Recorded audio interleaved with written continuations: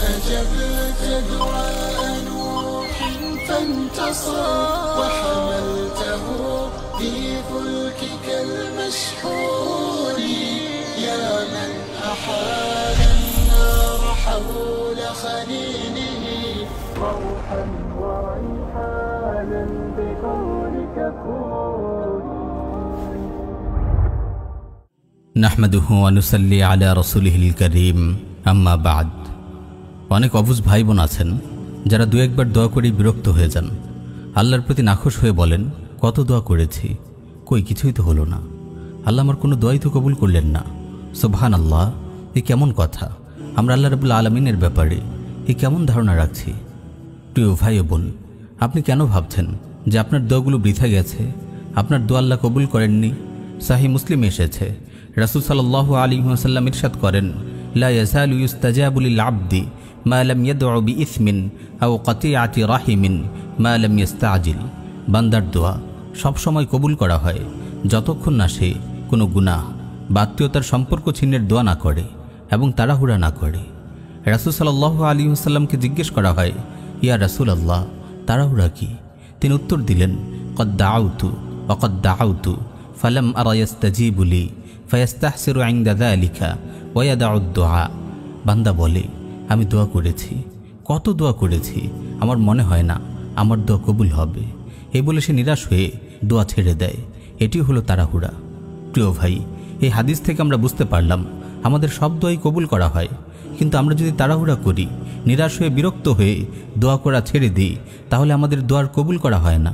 প্রিয় ভাই, যখনই শয়তান আপনাকে দোয়া থেকে নিরাশ করার চেষ্টা করে, আপনি সতর্ক হয়ে যান, দোয়ার পরিমাণ আরও বাড়িয়ে দিন, কারণ নিরাশ হওয়ার কারণে আপনার দোয়া কবুল হওয়ার ধারা বন্ধ হয়ে যায়। আবার অনেক ভাই মনে মনে ভাবেন, এত দোয়া করি, দোয়াগুলো যদি কবুলই হয়ে থাকে, তাহলে এত বছর ধরে দোয়া করার পরও আমি কেন এর ফল দেখি না? আমার ভাই, আসলে দোয়া সম্পর্কে আমাদের সঠিক ধারণার অভাব রয়েছে, তাই আমরা অনেক ধরনের ভুল ধারণা লালন করি। চলুন হাদিস থেকে এই ভুল ধারণাটি নিরসন করা যাক। ইমাম বুখারী রাহিমাহুল্লাহ সংকলিত আল আদাবুল মুফরাদ গ্রন্থে সহিহ সনদে বর্ণিত হয়েছে, রাসূল সাল্লাল্লাহু আলাইহি ওয়াসাল্লাম ইরশাদ করেন, মা মিন মুসলিমিন ইয়াদউ লাইসা বিইসমিন ওয়ালা বিকাতিআতি রাহিমিন ইল্লা আ'তাহু ইহদা সালাস, ইম্মা আন ইউআজ্জিলা লাহু দাওয়াতাহু ওয়া ইম্মা আন ইয়াদখিরাহা লাহু ফিল আখিরাহ ওয়া ইম্মা আন ইয়াদফা আনহু মিনাস সুই মিসলাহা। কোনো মুসলমান যখনই দোয়া করে, তা যদি কোনো গুনাহ বা আত্মীয়তার সম্পর্ক ছিন্নের ব্যাপার না হয়, তাহলে আল্লাহ তাআলা তাকে তিনটির একটি প্রতিদান অবশ্যই দান করেন।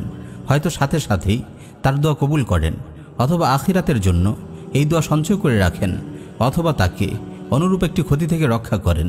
এই হাদিস শুনে জনৈক সাহাবী বললেন, তাহলে আমরা তো বেশি বেশি দোয়া করব। রাসূল সাল্লাল্লাহু আলাইহি ওয়াসাল্লাম বললেন, আল্লাহ এর চেয়েও বেশি দোয়া কবুলকারী। প্রিয় ভাই, আপনি কেন হতাশ হচ্ছেন? কেন দোয়া করা বন্ধ করে দিয়েছেন? আপনাকে কে বলেছে দোয়া কবুল হচ্ছে না? অবশ্যই আপনার দোয়া কবুল হচ্ছে। আল্লাহ রাব্বুল আলামিনই ভালো জানেন কিসে আপনার কল্যাণ, কিসে আপনার অকল্যাণ। আপনি দোয়া করতে থাকুন, বেশি বেশি দোয়া করতে থাকুন। আল্লাহ আপনার কল্যাণ দেখেই ফয়সালা করবেন।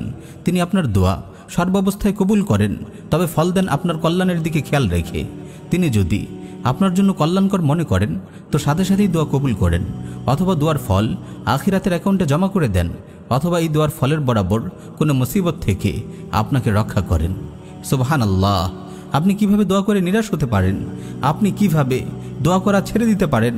আপনি যখন হাসরের ময়দানে আপনার আমলনামা দেখবেন, দুনিয়াতে আপনার করা দোয়াগুলোর অসংখ্য সওয়াব সেখানে দেখতে পেয়ে আপনি কতটা আনন্দিত হবেন একবার কল্পনা করে দেখুন। আপনি হয়তো ভাববেন, দুনিয়াতে যদি কোনো দোয়াই কবুল না হতো, সব দোয়ার ফল যদি আমি এখানে পেতাম,